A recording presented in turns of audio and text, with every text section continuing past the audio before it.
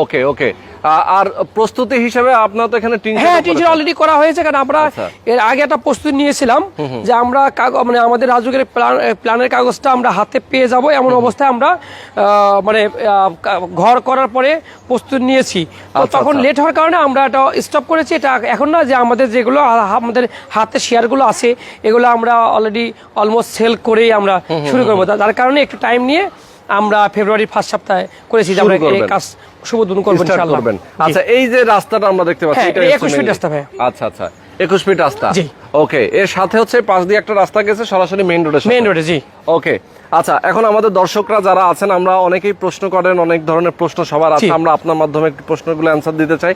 আমাদের দর্শকদের প্রশ্ন, শেয়ার মূল্যটা কত, এরপরে হচ্ছে এখানে কনস্ট্রাকশন খরচ কেমন হবে, কতদিন লাগবে, অনেক এভরিথিং প্রশ্ন কিন্তু লাগে। আমরা ওখানে চলে যাই একদম সরাসরি গিয়ে আমরা বাকি কথা বলবো।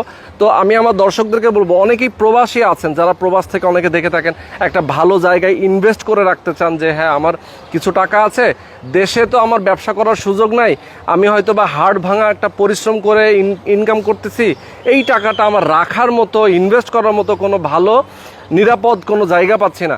সেক্ষেত্রে আমাদের পরামর্শ হচ্ছে যে আপনি এরকম ল্যান্ড শেয়ারিংয়ের ভিত্তিতে আপনার যে বিল্ডিংগুলো হয়, যে ফ্ল্যাটগুলো হয়, সেখানে ইনভেস্ট করে রাখেন। এটা হচ্ছে সবচেয়ে নিরাপদ একটা বিনিয়োগ। জি শাহিন ভাই কি বলেন? রাইট। আচ্ছা, একটু ব্যাখ্যা দেন কিভাবে নিরাপদ বিনিয়োগ। নিরাপদ বিনিয়োগ হলো, ধরেন একজন প্রবাসী ভাই উনি প্রতি মাসে বিজনেস করছে, উনি বিজনেসের লাভাংশটা ব্যাংকে ঢোকাচ্ছে, অথবা একজন চাকরি করছে, বেতনের টাকা, স্যালারির টাকাটা ব্যাংকে ঢোকাচ্ছে। তো ব্যাংকে আসলে ঢোকানো আগে একটা নিরাপদ ছিল, কিন্তু এখন একটু নিরাপদের জায়গাটা একটু দুর্বল। যা হোক, তারপরেও ওখানে কিন্তু বিজনেস হচ্ছে না।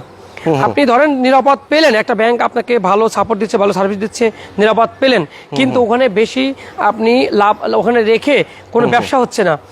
যখনই আপনি এই টাকাটা আপনি আমাদের এই প্রজেক্টের সাথে আপনি ইনভলভ হয়ে তারপরে আপনি ইনভেস্ট করবেন, তখন কিন্তু এই টাকাটা যা ইনভেস্ট করছেন তা কিন্তু আপনি দ্বিগুণ হারে আপনি রিটার্ন পেয়ে যাচ্ছেন। দ্বিগুণ হারে। তো আপনি কথা হলো যে আজকে রিটার্ন, আপনি অনেকেই ভাবে যে আমি এখানে কিনবো, এখানে সেল করবে কে, বা আমি সেল করতে পারবো না, আমি তো চিনি না জায়গা।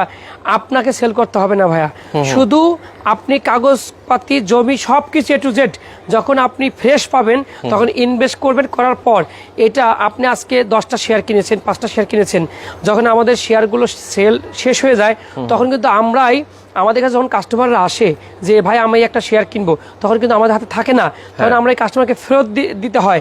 তখন কিন্তু এই কাস্টমারের কাছে আপনি কিন্তু একটা ভালো একটা প্রফিট করে কিন্তু আপনি বিক্রি করতে পারতেছেন।